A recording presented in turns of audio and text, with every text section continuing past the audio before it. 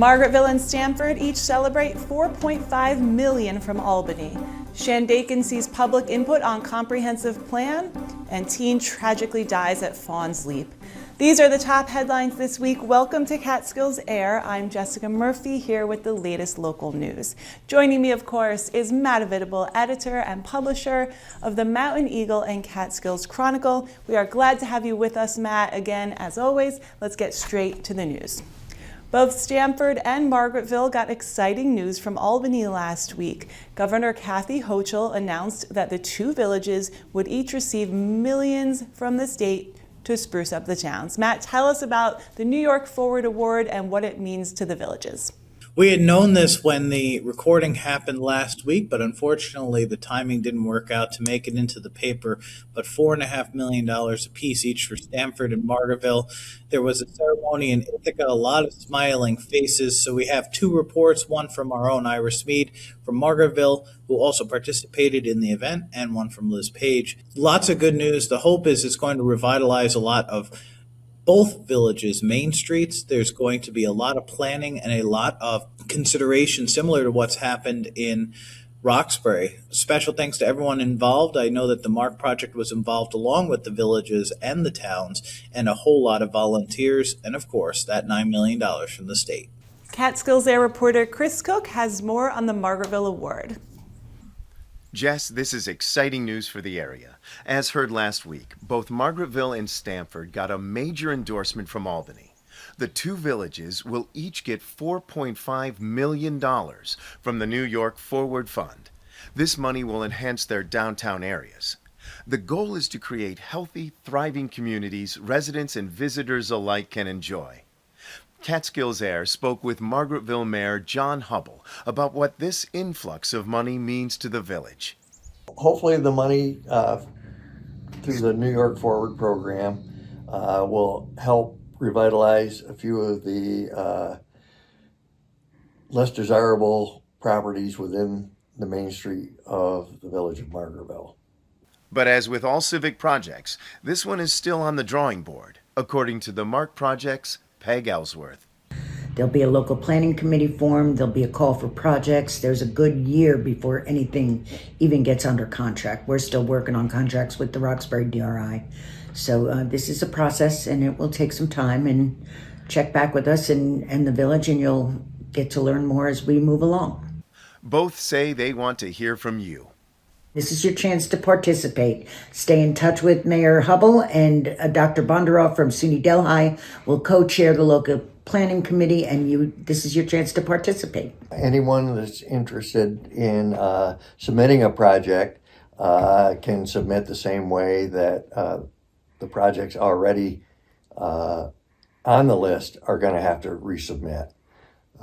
Just collect your information, get ready, and there will be an announcement as to an open meeting when projects can be submitted. We'd like to hear their new ideas on what they think would help Margaretville grow both economically and overall a better way of life for everyone. Roxbury already secured $10 million through the Downtown Revitalization Initiative 2 years ago. Now with these two additional grants, there is a collective front to help all our local communities thrive. Back to you, Jess.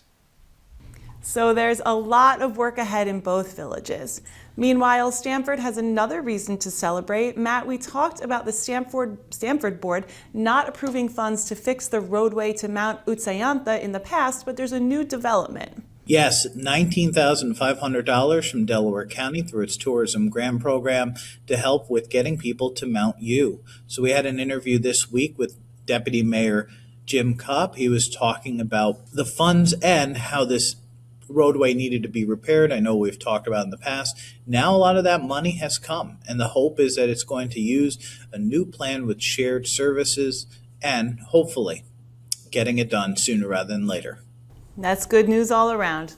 Shandaken is taking it to the streets. Public hearings are ahead on the town's future plans. Matt, what are they looking for? Feedback from as many people as possible. The hope is that this will assist through a community survey. We had an interview with Babs Mansfield, the town supervisor, And the hope is that since a comprehensive plan hasn't been done in about 20 years, that this is going to give an opportunity to provide long-term planning for Shandaken, including its multiple hamlets within the community. A lot of changes happen, a lot of growth in many cases, and ultimately that feedback is needed. And if you don't get a chance to give that feedback, which is available online or on pen and paper, then your voice might not be heard. Take this opportunity. It's on the cover of this week's Catskills Chronicle.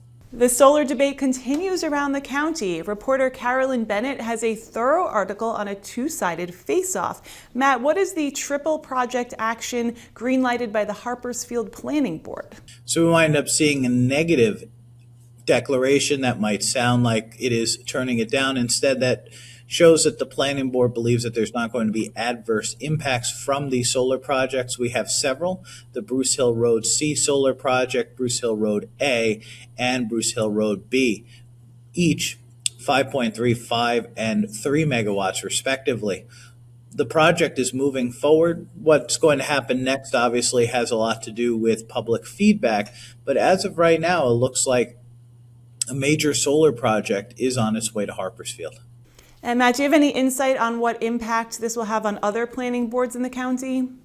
It's not clear right now, but ultimately a similar project was also approved up in Sharon Springs. I think that as more planning boards review them, usually as most of the planning boards go, others tend to follow. I can't speak for every one of them, though.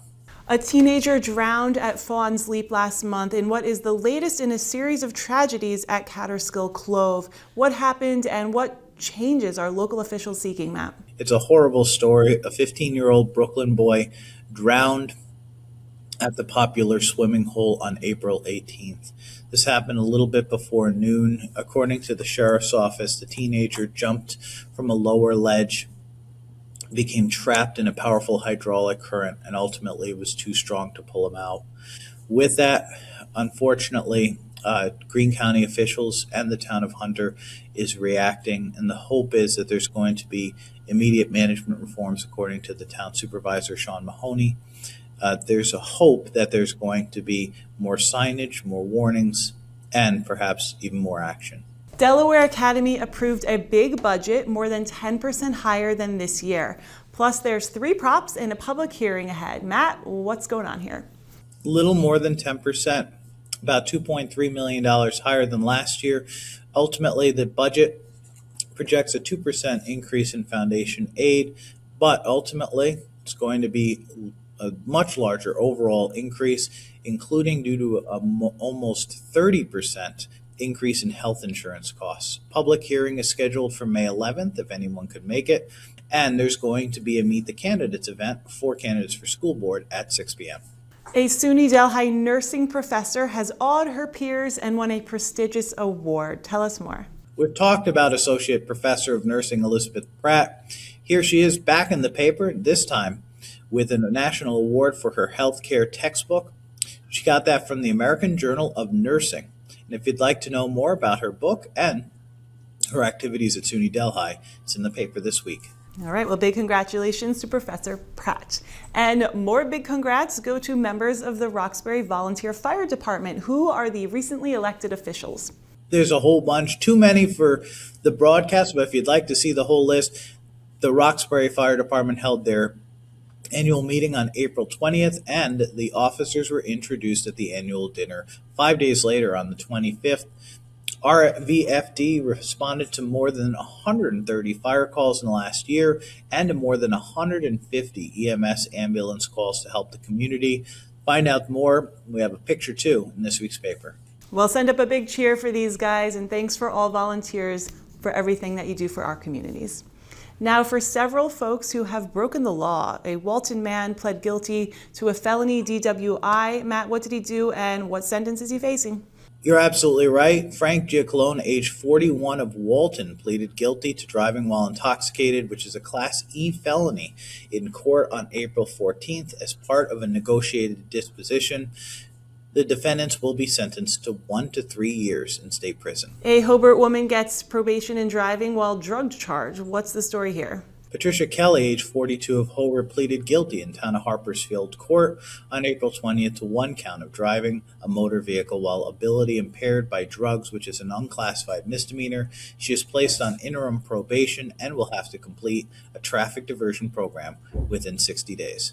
The Delco Sheriff announced a big crackdown at the Delaware County Correctional Facility. In 3 separate cases, people were arrested for crimes while in jail. Matt, the first involves dangerous contraband, but the sheriff doesn't mention exactly what it was. That's right. So according to this one, Jonathan Brzezinski, age 30, was in possession of dangerous contraband. After the investigation, he was arrested on one count of promoting prison contraband in the first degree, which is a Class D felony, and was arraigned at the Delaware County Centralized Arraignment Court and remanded back to custody of the Delaware County Correctional Facility. And the second crime behind bars, the arrest was for criminal mischief. What happened here? On April 7th, investigators with the Delaware County Sheriff's Office Criminal Investigations Division were notified by correctional facility staff that an incarcerated individual had allegedly caused damage within the facility, and after the investigation, the complaint revealed a 24-year-old Deanna Egnor had allegedly caused property damage valued at more than $250, and with that, Egnor was charged on one count of criminal mischief in the third degree, which is a Class E felony. This third prison arrest links an inmate making threats to someone on the outside, and this was also a violation of an order of protection. On April 8th, sheriff's deputies were notified by staff at the Delaware County Correctional Facility that 38-year-old James Prosak, an incarcerated individual at the facility, had been calling and texting messages to a protected person who was listed on an order of protection that had been previously served to him. And ultimately, Prosak was charged with criminal contempt in the second degree, which is a Class A misdemeanor. And a fourth case still involves an inmate, but this person arrested was not behind bars. What's this about a prisoner being threatened electronically? Allegedly, on April 3rd, Delaware County Sheriff's Office Criminal Investigations Division was notified by the correctional facility staff that an incarcerated individual had received threatening messages through electronic means, and allegedly 22-year-old Gage Johnson of Grand Gorge had sent multiple threats of bodily harm over an electronic device to one of the inmates. Johnson was arrested on one count of aggravated harassment in the second degree, which is a Class A misdemeanor. For more on these cases, check out the newspaper. Now, on the right side of the law, the Delco DA gave a shout out to a local state trooper. Tell us about Lieutenant McCarthy. Lieutenant Nate McCarthy has been hard at work for the community, and he was recognized by Delaware County District Attorney Sean Smith. McCarthy is a member of the New York State Police BCI and has helped the community over many years. He began his career as a trooper in the Margaretville area in 2012, spent several years in Oneonta. He was promoted to investigator, then sergeant, and in early 2025, he became lieutenant of the Bureau of Criminal Investigation, and according to the district attorney, a distinguished career, including in his works against narcotics. District Attorney Smith said about him that he is an honest, hardworking, and dedicated member of law enforcement. Well, congrats to Officer McCarthy. Now, here's kind of a cool article to check out. Matt, give us the gist on Roxbury's clock keeper. This one's really neat. It's written up by our own Lorcan Otway. You can see the work when you drive down Main Street. He talked to Anthony Liberator, the clock keeper. This is an old school clock run by actual clockwork, not electricity. It requires weights. Gravity is one of the major players here, and we see multiple elements of the history of the clock, his work there, and some really nice photos. It's on the back cover of our expanded Catskills Chronicle this week. A lot of people were out for the annual Rites of Spring Earth Day cleanups. Matt, the papers have several stories and great photos, especially of the teams out in Hobart. We have a lot. We have multiple photos from Hobart, as you mentioned. Multiple volunteers sent them in. A lot of work was done, as follows the great work in New Kingston that we covered last week. Other communities came out in force for cleanup, including some closer to me up in Schoharie County. And 3 local covered bridges will be closed on different days next week. So what bridges are being closed, when, why? What's the word? The Catskills Chronicle, we talk about the Downsville Bridge. That is bridge number 95, the Downsville Covered Bridge over the east branch of the Delaware River. That's going to be closed from May 13th to May 15th. There's going to be an inspection.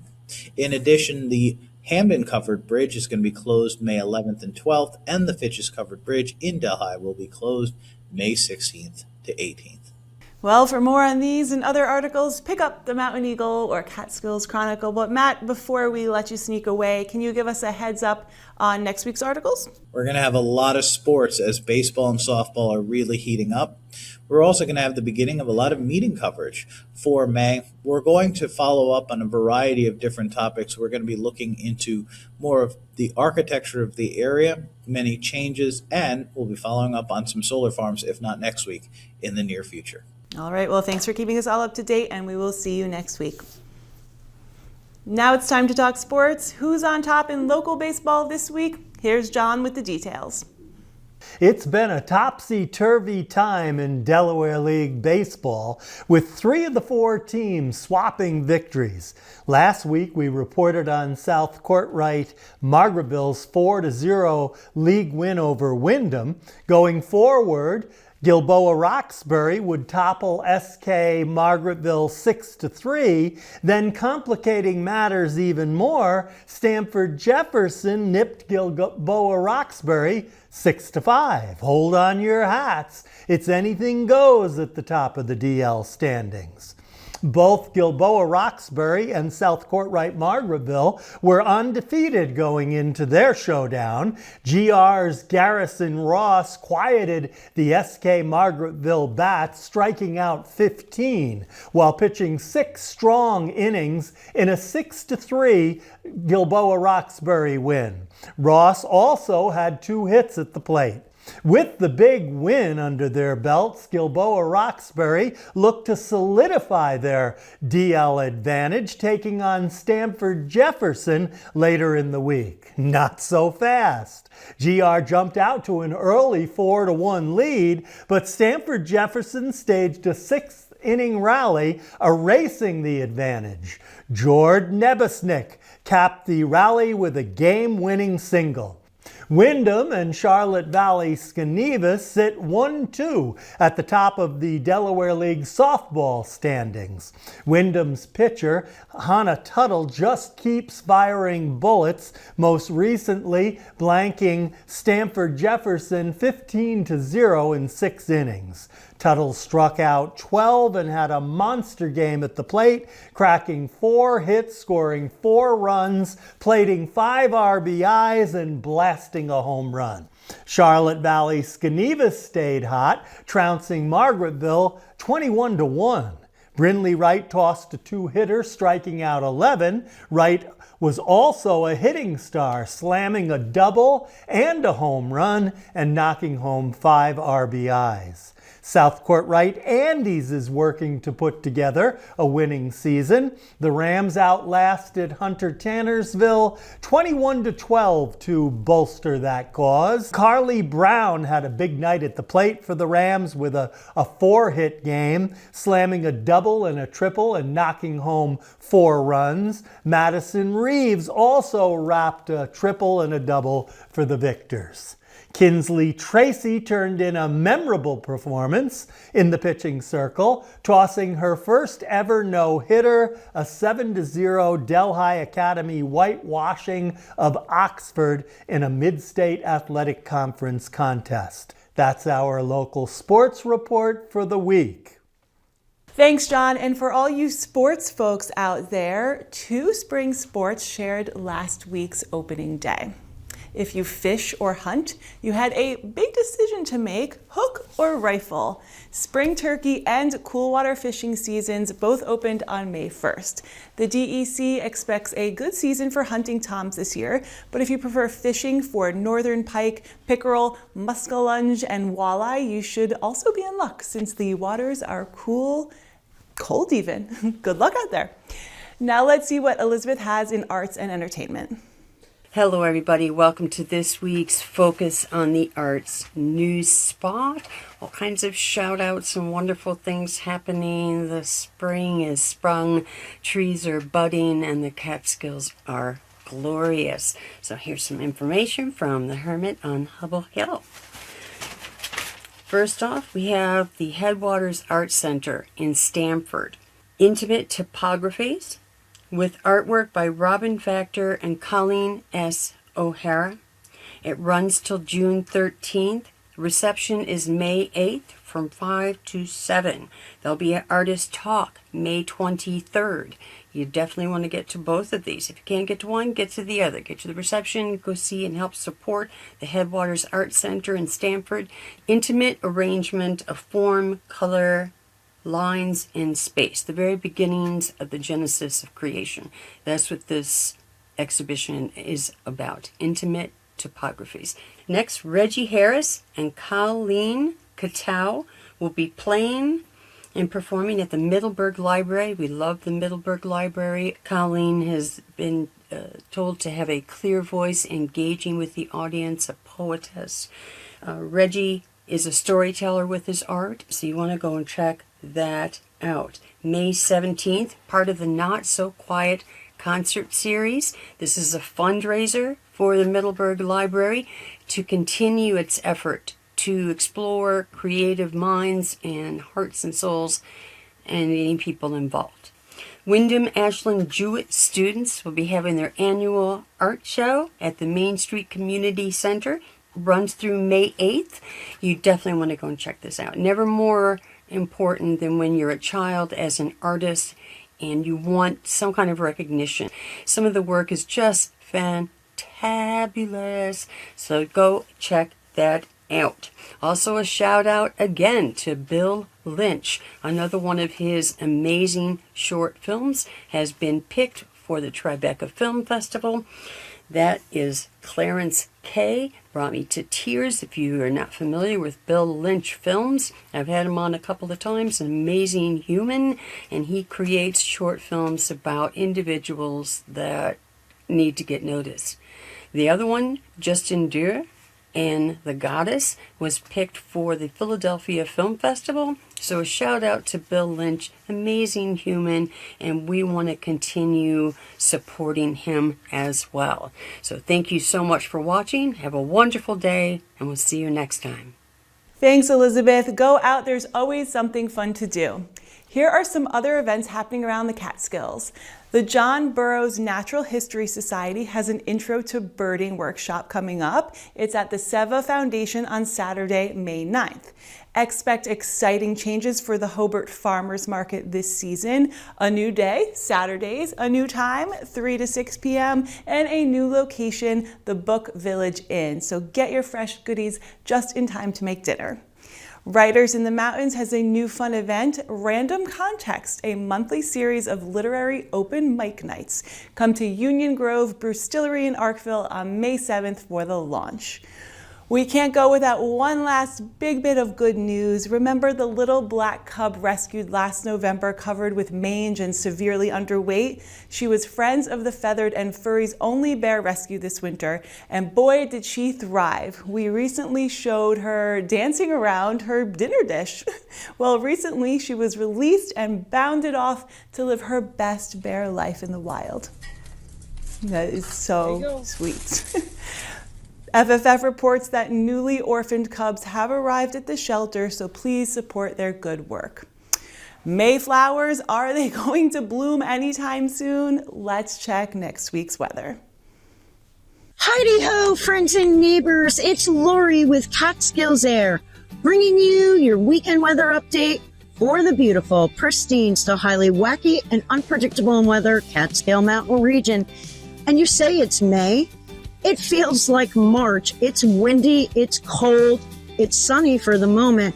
But folks, I wasn't joking when I said weather was wacky across the country, and we're going to see just how wacky it is for the month of May. We are going to kick it off this week with some warmer temperatures, maybe some sunshine, but very breezy, and then we're going to dip it back and be cold and chilly again. So let's just start off for this week in weather and check out what's happening in the Catskill High Peaks. On Monday, we can expect partly cloudy skies with the stray chance of an isolated shower. Temperatures are going to reach the mid to upper 60s. Winds are going to be gusty out of the west-southwest at 10 to 20. Overnight, we have a few passing clouds with temperatures dipping back to the low 50s. Winds gusting out of the south-southwest at 10 to 15. On Tuesday, we have a mix of sun and clouds and a one-day heat up to the mid to low 70s. Winds breezy out of the southwest at 10 to 20. Overnight, we have overcast skies with occasional showers after midnight. Temps are going to dip back to the low 50s. Winds are going to be breezy out of the south-southwest at 10 to 15. On Wednesday, we have cloudy skies with showers, very breezy conditions. Temps are only going to reach the mid to upper 50s. Winds are going to be gusting out of the southwest at 10 to 15. Overnight, we have cloudy skies early with the chance of isolated showers with a partial clearing after midnight. Temperatures are going to drop back to the mid to upper 30s with winds out of the northwest at 5 to 10. On Thursday, we have partly cloudy skies in the morning, which will give way to scattered isolated showers in the afternoon. It's going to be breezy and cold. Temps are only going to reach the upper 40s, low 50s. Winds out of the northwest at 10 to 15. Overnight, we have showers before midnight, then turning partly cloudy, temps dipping back to the mid to upper 30s, winds out of the west-northwest at 5 to 10. And on Friday, we have a mix of sun and clouds. It's going to be cool. It's going to be breezy. Temps are going to top out in the low 50s, winds on the breezy side out of the west-northwest at 10 to 15. And overnight, we have partly cloudy skies with a chance of showers after midnight. Temps are going to dip back to the mid to upper 30s, winds lightly blowing out of the southwest at 5 to 10. As I bid you farewell, remember that weather and temperature changes on a dime, especially in the beautiful Cats. Be sure to join me for your weekend weather update. So see you then from somewhere in the Cats. That's it for CatskillsAir News. If you see something out there, let us know. And just a reminder, this spring is being billed as the worst tick season in years. So be careful outdoors and be sure to check your pets along with yourself for those nasty little buggers. I'm Jessica Murphy. Bye for now.